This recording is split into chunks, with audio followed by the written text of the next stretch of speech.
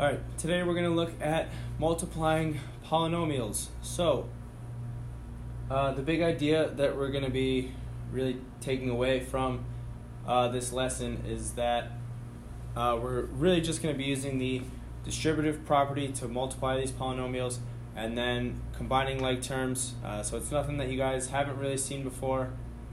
So we can start and work through a couple problems here. So our first one, we have negative 3x squared times the quantity of 7x squared minus x plus 4. So to solve this, all I have to do is distribute my negative 3x squared into each term in the parentheses. So I'm going to distribute it to the 7x squared, then to the negative x, and then to the positive 4. So negative 3x squared times 7x squared is going to give me negative 21x to the fourth. Don't forget, when we're multiplying terms with exponents, we must add them together. So I added my two exponents of 2 and 2, and it gave me 4. So now I distribute my negative 3x squared into the x, or the negative x, and that's going to give me positive 3x cubed. And multiply negative 3x squared times positive 4, and that's going to give me negative 12x squared. And that is my final answer. I don't have to do any more simplification. There are no like terms to combine, so I am done. So for my next one here, we're going to do the same thing. We're just distributing. There's just two separate quantities that are being multiplied by two different terms. So I'm going to, first I'm going to distribute this 2p into my first quantity. So 2p times negative 4p squared is going to give me negative 8p cubed. Remember, we have to add our exponents. 2p times 5p, this is going to be plus 10p squared. Now I have to distribute this negative 5 into both terms in the parentheses. So I have negative 5 times 2p squared. This is going to give me minus 10p squared. Negative 5 times positive 20 is negative 100. Now notice I have two like terms, 10p squared and negative 10p squared. So I can combine those and simplify this even farther. So negative 8p cubed. 10p squared minus 10p squared is just 0. So I don't have to write the 0 down there. And then minus 100. And that is my final answer there, because I cannot combine any other terms.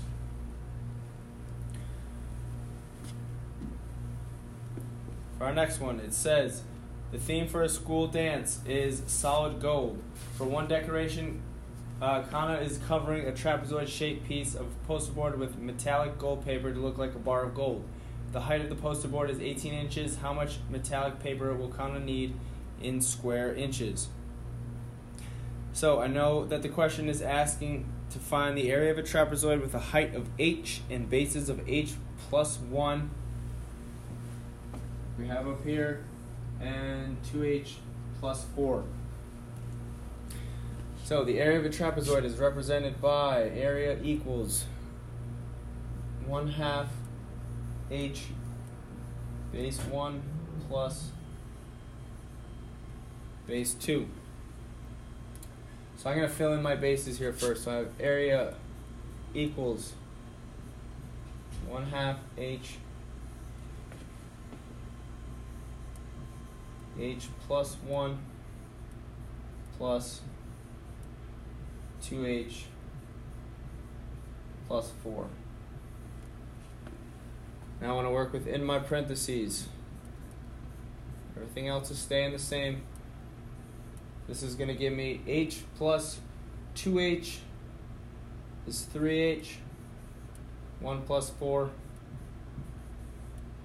is 5. Now I want to distribute that 1/2 h into both terms in my parentheses. So I have area equals 3 over 2 h squared plus 5 over 2 h. Now, if we look back, we know our h. They tell us our h equals 18 inches. So now all I have to do is plug in that 18 in for all the h's in my equation. So I'm going to work back up here. I have a equals 3 over 2 18 squared plus 5 over 2 times 18. And you should get a final answer of area equals 531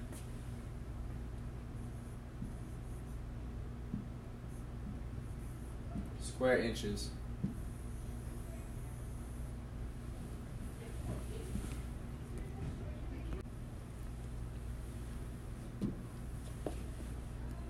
And for our last one here, solve equations with polynomial expressions. We can use the distributive property to solve equations that involve the products of monomials and polynomials. So this is going to be the same thing here.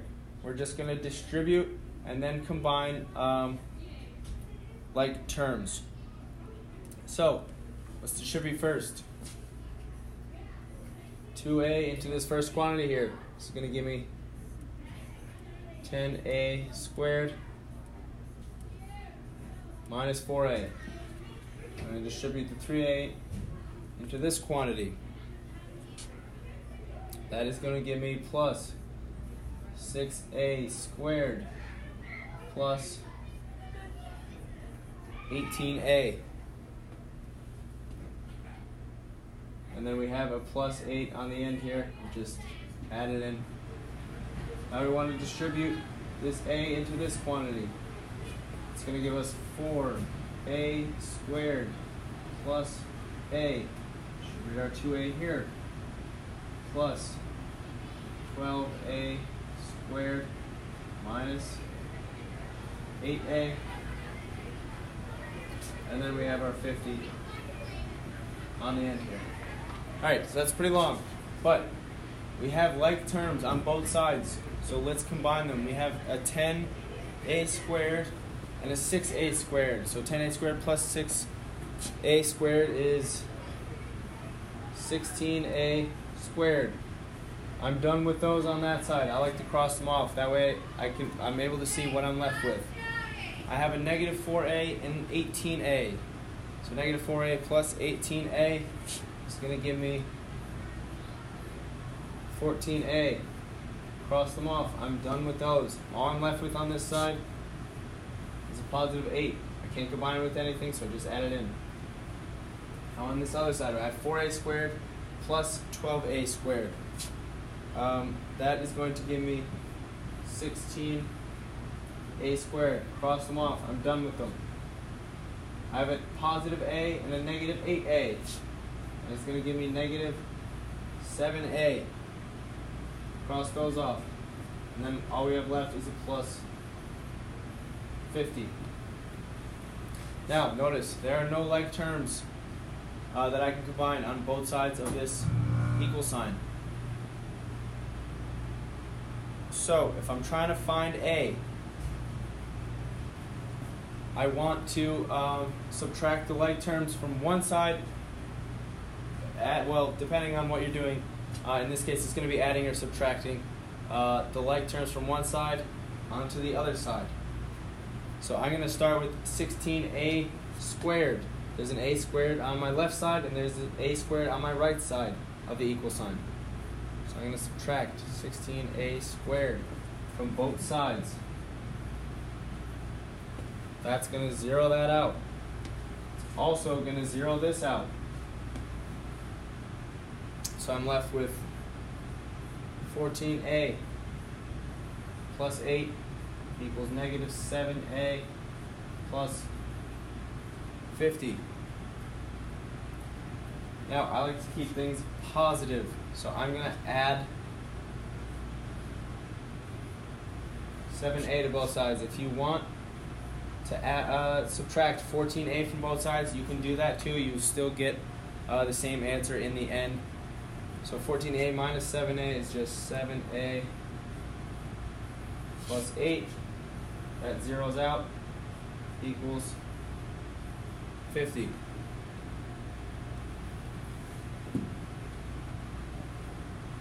Now I can subtract 8 from both sides. I'm left with 7a equals, this zeroes out, so 7a equals, looks like I made a mistake here, guys. We're going to go back, not too much, just a little bit. I'm going to erase all this. I added 7a on my right side here, and I accidentally subtracted here when I should have added. So we're adding 7a there. That's going to give me 21a plus 8 equals 50. Now I'm going to subtract 8 from both sides. I'm left with 21a, that zeroed out. 21a equals 42. Divide both sides by 21, and I'm left with my final answer of a equals 2. If you wanted to check that, simply all you would have to do is plug or substitute 2 back in for all the a's in the original equation.